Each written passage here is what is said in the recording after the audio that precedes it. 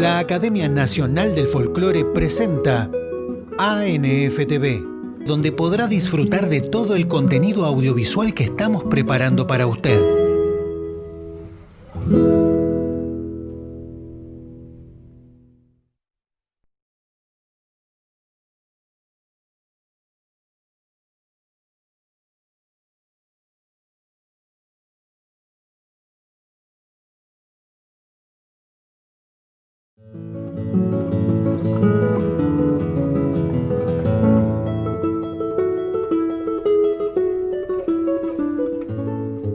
La Academia Nacional del Folclore presenta Diálogos, un ciclo de entrevistas donde referentes de nuestra cultura comparten experiencias y anécdotas. En este capítulo, Carlos Raúl Rizo junto a Roberto Lindón Colombo.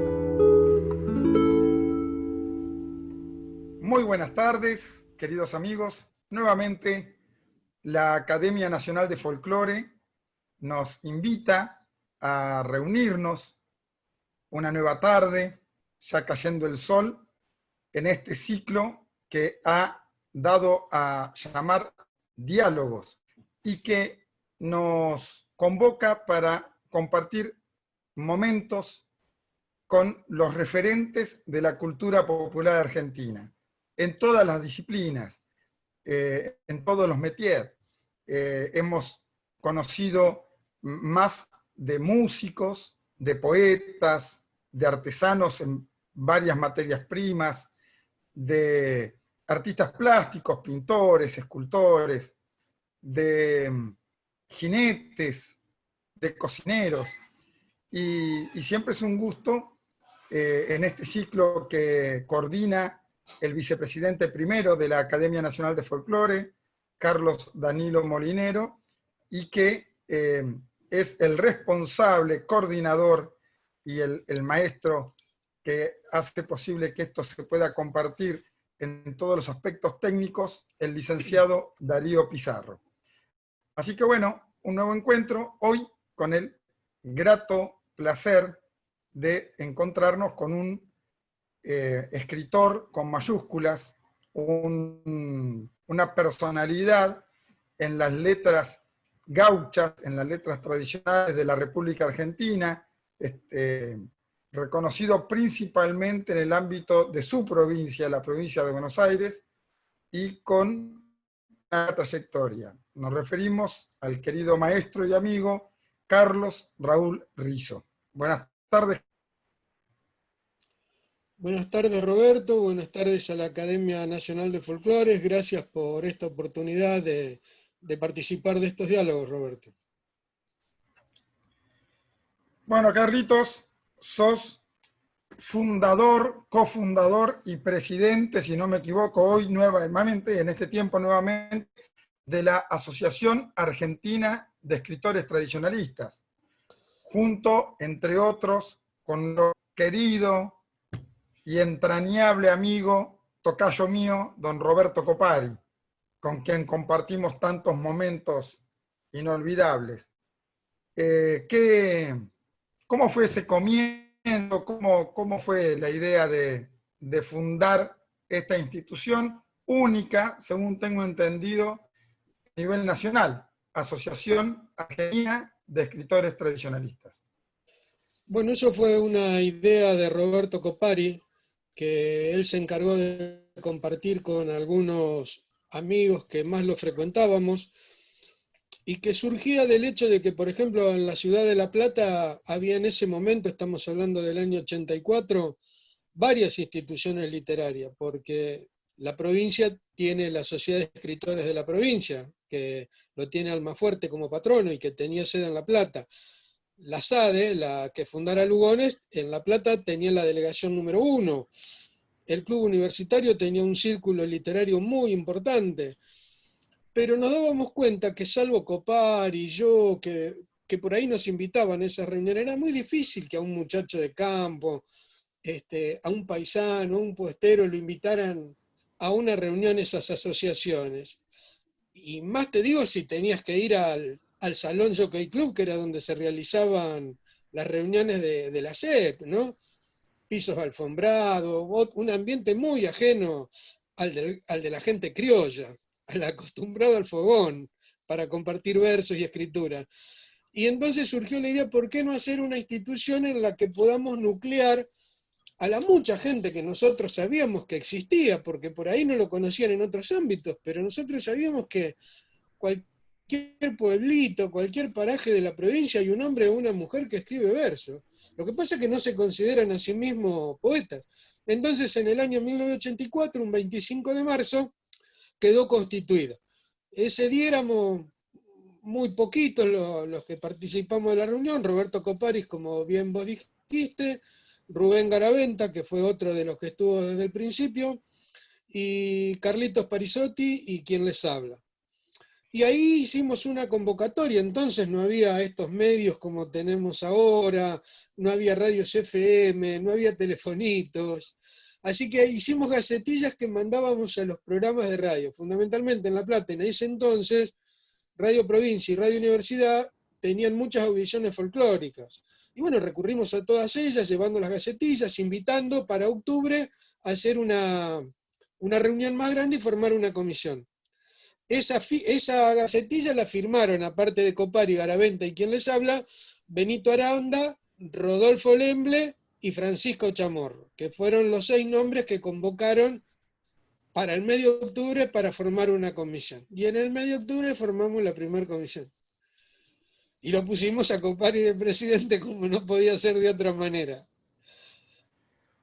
Una bella historia que además ha ido creciendo, que tiene una publicación periódica, de la que soy responsable, que edita libros en distintas colecciones y que realiza encuentros periódicamente, sí, y otros anuales, y además hace certámenes, donde se presentan cuentos y versos, ¿no? Así es, sí. Yo me vanaglorio de lo que ha sido la actividad de la asociación a lo largo de estos 30 y pico de años. Me vanaglorio en el sentido de que yo creo que no hay otra institución que haya tenido el trabajo constante que ha tenido esta asociación, en la que en definitiva somos muy poquitos los que estamos para trabajar. Es muy difícil conseguir gente dispuesta a poner el hombro. Los tenés mucho para los días de las reuniones, fiestas, sí, pero para las reuniones de trabajo, como le pasa a todo el mundo, es difícil. Pero bueno, nosotros venimos realizando, ya hemos realizado 18 certámenes de cuentos, 18 certámenes de poesía, en algún momento hicimos certámenes de libro, en 2 o 3 ocasiones, hicimos un certamen de poesía ilustrada, hemos publicado 3 antologías con la obra de todos los socios en periodos especiales de la asociación, sus 25 años, sus 30 años, sus 35 años. Hemos publicado antologías con un trabajo de cada socio, sea un verso, sea un cuento, sea una pequeña investigación histórica.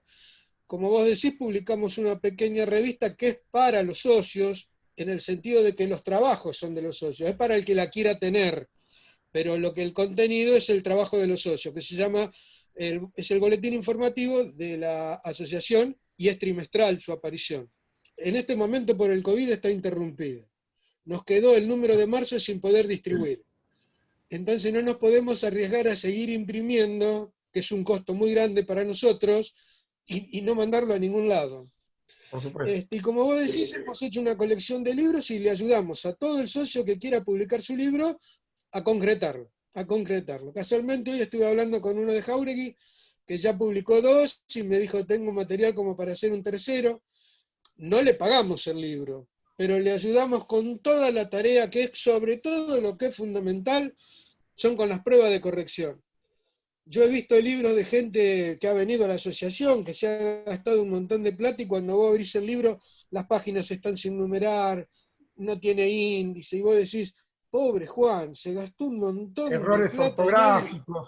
Errores ortográficos, mala redacción, sí. Bueno, eso lo ponemos gratis, se lo ponemos nosotros. Me consta de esa labor, Carlitos, vos te distinguís, entre otras muchas cosas, como escritor. Pero cuando arrancaste con la actividad vinculada a la tradición y al folclore, no fue lo primero que hiciste. O juntamente con eso que hiciste primero, porque escribiste de muy chico, allá en la zona de la Magdalena, pero te dedicaste a otras cosas, como por ejemplo bailar. ¿Cómo fue aquello? Sí, yo lo primero que hice, Roberto, fue decir versos. Yo Claro. era un bebé era, y mi padre para dormirme, en vez de cantarme un arrorró, me decía un verso de Evaristo Barrios, un verso, qué sé yo, de Martín Castro.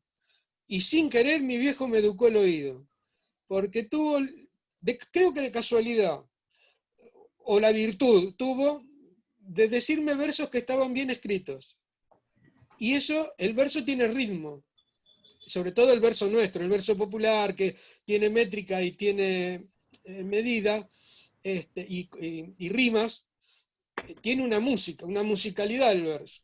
Y eso me educó el oído. Pero bueno, lo primero que hice fue 4 años, empezar a decir en las reuniones, primero familiares y después allá en el campo, si estaba de fiesta la escuelita 14 del Pino, decir algún verso. Siempre recuerdo que yo ya soy de la generación que empezó a ver Jardín de Infante, no como los de ahora, con salita y todo eso, pero en el año 57 yo a fin de año terminaba el Jardín de Infante, que no fue todo el año como es ahora. Y yo considero que hoy es una barbaridad hacer eso, pero mi viejo me llevó bien vestido de paisano como siempre lo hizo, ¿no? Bombacha y corralera negra, chambergo negro, bota corralera. Y dije Juancho el desertor, que es un poema dramático, eso es para que lo haga una persona grande. Pero bueno, yo la sabía la letra. Y dije, yo me acuerdo patente, parado arriba de un escenario armado en el Club Unión Vecinal y diciendo Juancho desertor. Bueno, de ahí en adelante en las jineteadas de la zona, que en esa época no había ni artistas ni había micrófonos, con animadores como hay ahora. Había un furgón, le llamaban, donde llevaba algún equipo de sonido y se ponían 2 bocinas al costado del furgón y ahí se decían los nombres de los jinetes y los nombres de los caballos y nada más. Y el del furgón, como ya sabía que este pibito decía versos, me llevaban al furgón, a la cola del furgón, me daban el micrófono y yo empecé a decir versos en público. Después sí, pero muy inmediatamente, los primeros pasos del zapateo los aprendí en el campo, allá en los ombúes de Espinel, y me los enseñó alguien que vos conociste, el Vasco Domingo Mondaray. Él quería, uno de los hombres de la carreta de Oh, Bartolomé Babio. Él me enseñó a hacer el paso básico del zapateo. Y acá en mi casa, porque en ese entonces vivía en mi casa en La Plata, Bocha Espinel Boffi, hermano de Beto, el marido de la profesora que sí, vos conociste, de Marta. sí, También. de Marta. Y Sí, sí. en primer grado de la escuela había así como clases, extensión se le llama, fuera del horario Sí, de clases había un muchachito muy joven que a los que querían aprender folclore les daba el primer conocimiento. ¿No sé? Recuerdo que todos los chicos no tomados de la mano, pero uno atrás de otro hacíamos la vuelta entera, practicando el paso básico. Después tuve una profesora y después caí con quien me enseñó, creo que lo más importante del baile, que era repiquetear. Se llamó y se debe llamar Olga Jiménez de Jurado, una muchacha que daba cursos para una academia y otorgaban títulos a los que daban los exámenes. No, yo para los exámenes no me anoté, pero para bailar sí. Y todas las danzas del primer ciclo, todo eso las aprendí con ellos. Hicimos las primeras presentaciones en teatro y esas cuestiones. Y después de ahí alguien le recomendó a mis padres que había un lugar más especial que ese lugar donde era de aprendizaje, y aparecí en el alero de Elda Pascualossi. Y estuve en el alero desde los 11 años hasta casi los 25 que me casé. Estuve como malambista surero y como decidor de versos. Bailar, no, porque yo le era muy arisco a bailar de chiripá cortón y camisas abiertas y esas cosas, siempre me hicieron bulla. No me diga por qué siempre fui tradicionalista de pibe. nadie me lo impuso, ni mi viejo, ni nadie, era algo que lo olfateaba yo. Pero bueno, con ellos estuve muchos años y a quien le debo mucho en la parte de la danza, la parada en el escenario, porque con él sí bailé, es a Carlos Attenborough. Claro. Campeón nacional de malambo de la Sí, sí, borda. sí, sí. Sí, sí, por ejemplo, cosas que él nos decía, estábamos en un escenario y la calle era una cancha de fútbol, y él nos obligaba de alguna manera a la distancia de las parejas era el doble de lo normal, porque decía, el que te está mirando de allá en el fondo, te ve como una hormiguita si vos das los pasos cortitos como los das bailando en un salón. Entonces había que cubrir la misma distancia en los mismos tiempos como si tal. Carlos fue muy práctico, sí. Me En eso acuerdo se lo mucho. debo a él. Yo lo visité en sus últimos tiempos a su casa y compartimos unas cuantas tardes de mate con Carlitos Attenborough. Vale aclarar que en Carlitos, aquel entonces, sí, no, vale aclarar que en aquel entonces los malambos y demás eran muy distintos a lo que se hace hoy en día. Un malambo surero totalmente, de aquella época, cuando totalmente. Carlitos salió Sí, campeón, sí, sí. y yo participé en dúo de malambo haciendo dúo con Guillermo Villaverde el mismo año, era otra cosa, nada que ver con lo que soy. No, claro, claro, claro. Sí, sí, es claro eso. Eh, Entre tantas cosas, también sos vicepresidente primero de la Academia de Folclore de la provincia de Buenos Aires. Sí. Sos el primero que entrevistamos para que hable de la academia. Mirá vos. Sí, sí, también con vos tuve una entrevista de 5 horas antes de eso. En el viejo edificio de la Escuela Provincial de Danzas, en calle 7. Sí, sí. Bueno, vos fuiste el convocante, ¿no? Y yo ya me había retirado de la dirigencia, en ese momento no estaba ni como dirigente en la Asociación de Escritores tampoco. Y para acompañarte a vos volví al redil. Y bueno, es mucho lo que se ha hecho con la academia, empezando de cero, ¿no? Porque hay que mover el carro. Y tuvo mucha repercusión lo que se hizo en el año 16, en el año 17.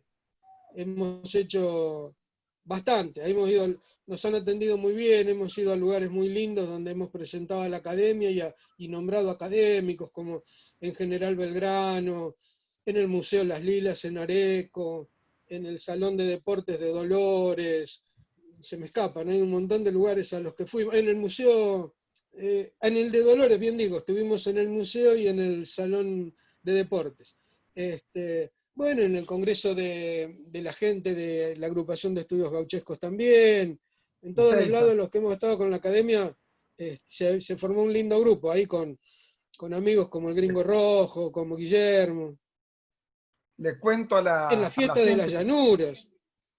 Le cuento a la gente que comparte este encuentro que ya en este mes de septiembre de 2020 vamos a inaugurar nuestro canal de YouTube de la Academia de Folclore de la provincia de Buenos Aires, y en ese sitio de internet van a poder verte a vos dando una conferencia, o dos o tres, hablando de algunos de los personajes de los que investigaste, o junto a Luis Alberto Rojo de la muestra de platería y aperos criollos que desarrollamos en algunas ocasiones en distintos ámbitos de la provincia, y en este caso está la de justamente La Coronel de Dorrego. Dorrego.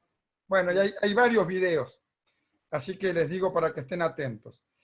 Sin ningún lugar a dudas, aquel viejo adagio que dice que el hombre, mujer, varón, puede darse por realizado en la vida si plantó un árbol, si tuvo un hijo y si escribió un libro. Vos árboles plantaste unos cuantos, metafóricamente y literalmente. Hijos tuviste, a dos, tenés la yunta, pero te excediste en el tema de los libros. Y cuando uno habla de escribir un libro y de publicarlo, y sobre todo cuando esa publicación corre en el casi 100% de las oportunidades por total cuenta económica del que lo publica, es casi un milagro en un país como el nuestro llegar a publicar un libro. 2 ya es heroico. Y vos tenés publicados, ¿cuántos? 16, 18, 20, más Yo folletos y contando, más. a lo largo del tiempo, en estos últimos años, tuve que reeditar algunos, ampliándolos. Por ejemplo, hay un diccionario de escritores relacionados a La Plata que lo volvió a publicar ampliado. Hay un trabajo con floreos para milongas que lo volvió a publicar ampliado. Son 3 o 4 que hice eso. Contando eso estarían los 28. 28. 28. Y ahora en esta pandemia terminé 3. Estoy terminando el cuarto. De este periodo de inactividad estoy terminando el cuarto. Menos mal que es de inactividad. Así le dije a un amigo le digo a un amigo los otros días, a la noche, hablando por los grupos de WhatsApp, y me dice, le digo, estoy bastante activo, digo, porque escribí sobre, esto es cierto, ¿eh? Uno habla de los corrales y vos ves un corral en el campo, al costado del camino, cuando vas por una ruta, y es lo más normal. Y los corrales tienen una historia. En la antigua estancia criolla no había corrales porque no había elementos con qué construirlos. Entonces, la gente tenían que trabajar a rodeo, o sea, muchos hombres de a caballo rodear permanentemente a la hacienda para poder trabajar. Y bueno, ¿y cómo fueron los primeros corrales? Los primeros fueron de zanja. Y si había posibilidades de zanja y rama. Entonces, bueno, escribí un pequeño trabajo contando la historia de los corrales, escribí la historia de... En Las Cosas Criollas tenemos una pilcha que tiene distintas interpretaciones y que es hablar de un paisano que anda con un recado cantor. Bueno, escribí eso, mi interpretación sobre eso. Hablando con gente por ahí surge que alguien te pregunte, ¿y tal cosa qué significa? Y bueno, hace poco me preguntaron, dice Castelo Luro, en un verso dice que el carrero va luciendo pingos de baña. ¿Y qué es la baña? Me preguntan.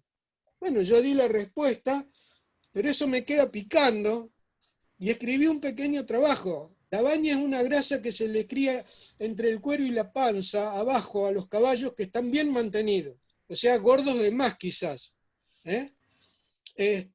Bueno, y escribí un caballo y cuento algunas anécdotas, porque yo la palabra puntualmente la conocí en el año 1962. Mirá vos, estaba en una jineteada con mi viejo y andan a un caballo famoso, un jinete uruguayo lo jinetea. Y de adentro del palenque sale un hombre para afuera y pasa al lado de mi padre por el alambrado, y medio que se agacha y le dice cerquita del oído, bajito, como para que los demás no escuchen, pero yo que estaba al lado lo escuché, y le dice, le cortaron la baña en las hinchadas. Le dijo el hombre a mi papá. ¿Qué quiso decirle?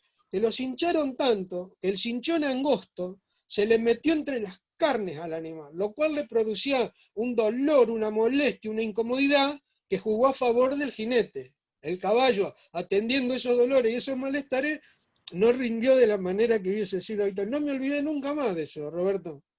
Bueno, y ahora escribí un trabajito sobre eso. Y escribí la historia de la bombacha. Hace apenas 58 años.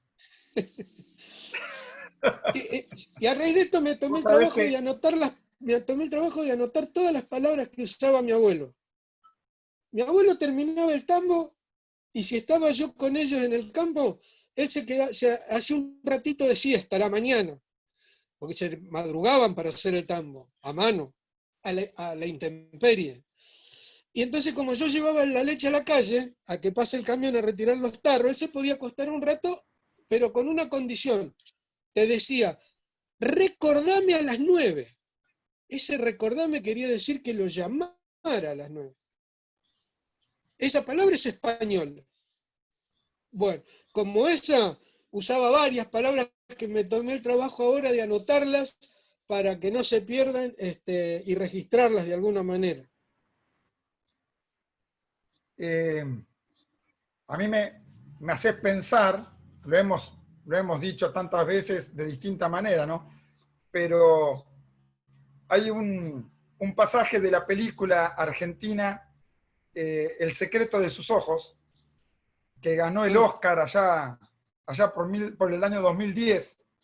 Le dieron el Oscar como mejor película extranjera. Y ahí el actor, ¿cómo es? Darín. No, no el otro. Francella, claro. Francella hace un personaje entrañable, muy lindo, un personaje querible, y dice en un momento, tratando de averiguar lo que estaban averiguando, el leitmotiv de la película, ¿no? Le dice ese personaje, Francella, al personaje de Darín. Dice, una persona puede cambiar todo en la vida, dice. Puede cambiar de querencia, de casa, de barrio, puede cambiar de esposa, puede cambiar de profesión, de trabajo, puede cambiar su manera de vestirse, puede cambiar hasta de religión si hace falta, pero hay una cosa que no cambia, dice, en toda la vida, y es la pasión que él tiene. Su pasión dominante, lo que lo distingue, que es la pasión, eso no lo cambia nunca. No lo puede dejar. Y lo descubren al personaje que estaban buscando, porque van a la cancha y él no se perdió un partido del cuadro de sus amores. Y bueno, vos cuando contás cada cosa, es así, ¿no? Es la pasión, porque otra persona se dedica a mirar televisión, cosa que vos no haces, a perder el tiempo en charlas, y vos te dedicas a escribir 4 libros en la época de pandemia. O sea, es la pasión. Eso lo hace una persona con una gran vocación, ¿no? Y ahí me repito a la etimología de la palabra vocación. Para los creyentes, vocación es el llamado de Dios. Es lo que Dios pone como su intención, como su sueño en cada ser humano para que, como un don, lo regale a todos los que puede, a los demás. Y tu vocación es esta, la de ser maestro, la de enseñar, la de recopilar, la de compartir, la de buscarle la vuelta para que lo que vos considerás importante, yo también considero que es importante, le llegue a los demás.